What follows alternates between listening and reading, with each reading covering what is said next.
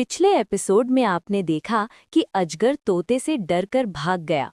भागते हुए अजगर की आंखों में बदले की आग थी। वो जंगल के अंदर गया और अपनी सांपों की पूरी फौज इकट्ठा कर ली। काले, पीले, जहरीले, फुर्तीले सांप। उन सब का एक ही मकसद था, तोते का अंडा खाना। उधर तोते को भी खतरे का अंदाजा हो गया था। उसने आसमान में तेज आवाज लगाई। कुछ ही पलों में सैकड़ों तोते चारों दिशाओं से उड़ते हुए आ गए। हरे, नीले, लाल, बड़े और छोटे।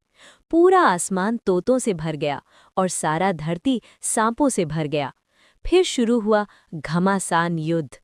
दोस्तों, पार्ट 3 के लिए कमेंट करो और हमारी चैनल को लाइक सब्सक्राइब करो। जय श्री राम।